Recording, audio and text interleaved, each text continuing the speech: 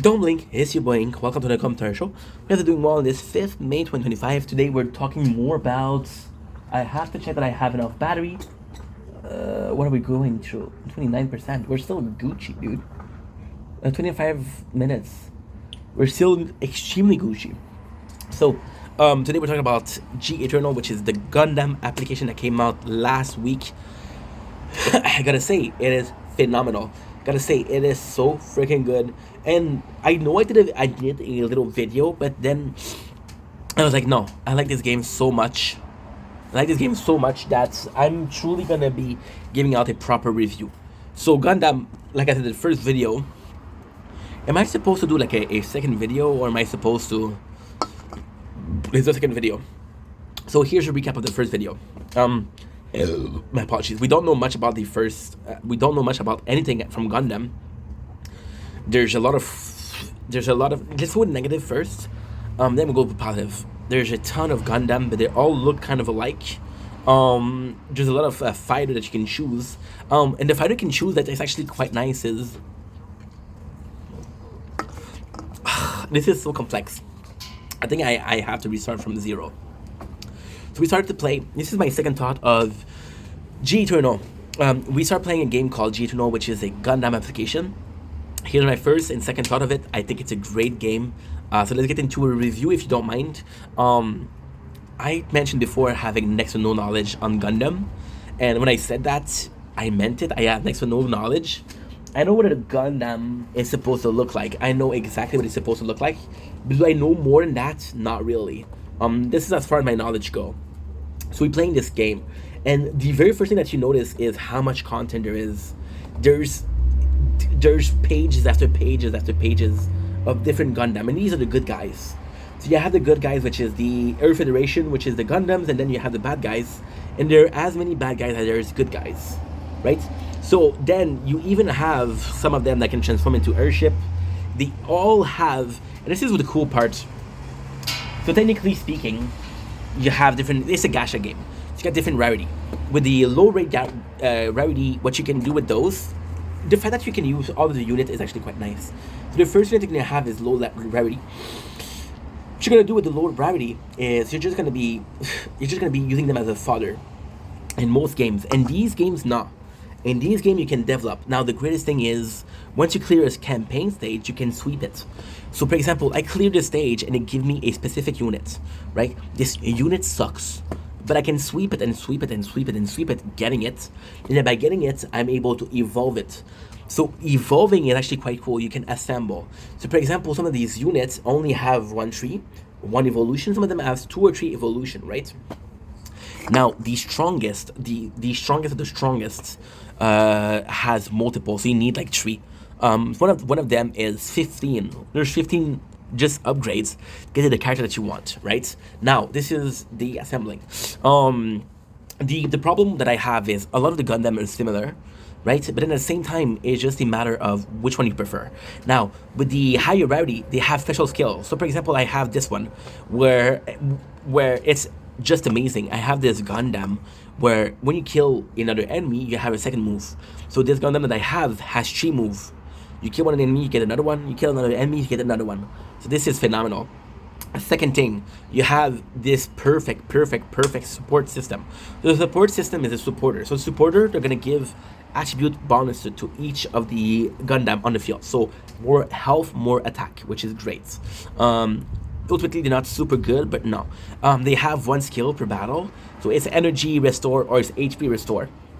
Right. Now, depending on their rarity, they have a better skill or they don't have skill at all. I have some supporters that have no skill. So the supporter is still going to give you more stats, right? But they're not going to give you anything else. I don't know why, but I kind of like the lack of light here. I don't know why. I like it. Is it weird? Should I be... There you go. Much better, right? Much better? Good. So yeah. So the G Eternal, it's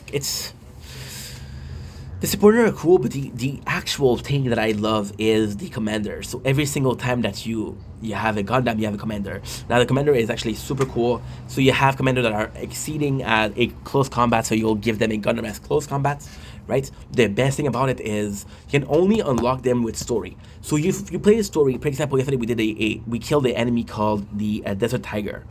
So because we killed the enemy called the Desert Tiger, what is he able to do? We are able to recruit the Desert Tiger. So this is actually pretty cool. That being said, there's so much more than just that. It's complex because I don't even know where to start. Um, I'm not sure if you get, because technically speaking, the character is kind of difficult. So the Gundam, the stronger they are, the rarer they are, right? And this one, the commander, the more they imply, the more that they're involved in the story, the better they are, which is completely normal. So we have this, we have that. I'm gonna go with story. Story is actually pretty good. I'm gonna be honest, I didn't like the first season. I didn't like it at all. It's a bit too old for me. They're introducing this concept of newcomer, which is a group of elite people. And the second one, now we're playing Seed, which is the second one. There's a series. For example, the first one is Gundam. The second one is Seed. The second one is Seed Next Generation. The third one is Z. And you go all the way till today. What I really enjoy about this game is that they'll force you to use Gundam from that season. So what they'll do is you'll have two squad. The first squad is a free squad. So you got 5 Gundam, 5 pilots, and 1 supporter. That you can choose whoever the fuck you want. So you want to choose your favorite one. The second one is story related. So you can use, no, it doesn't matter which unit you want to use, but it has to be from that generation. So for example, there's Gundam Seeds. You can use Seeds character. You cannot use any character else. So then your mindset is, I'm going to be upgrading character from that season. So that way we get good. No, because next season you're going to be back to 0. But then you can increase your main characters. However, what we did is we increased our free squad. So our free squad is whoever you want to choose. However, now we have a stage that I cannot beat because what's the problem is they're closer. So this is a stage, okay? So this is the enemy, right? This is my free squad, and this is the story squad. So they're closer to the story squad. What they do is they kill the story squad, and by killing the story squad, they're getting stronger. So when you kill an enemy, you get a second move, first of all, and second of all, you get a good move. So it doesn't matter if your move is, it doesn't matter if your stats are shitty. If you kill 2, you'll get 3 times the power. So then they're at the normal squad. It doesn't matter. There's 7. I'm 5. There's 7 boosted characters. I'm 5 non-boosted characters. You know. So now we're fucked. So now what we have to do? We have to upgrade the story characters.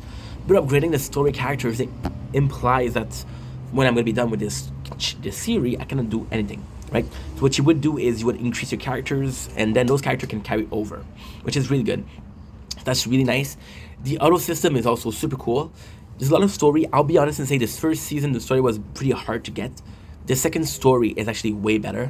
The Gundam Seed, I actually really like it.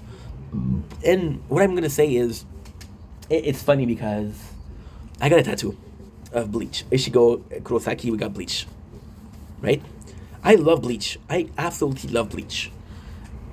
But I have a curse with Bleach, which Bleach is very narrative, very one-sided. So, ton of little elements that are here, to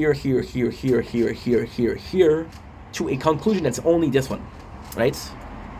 Because we have this conclusion, because we have this conclusion, right? It doesn't matter how we got there. What matters is the conclusion.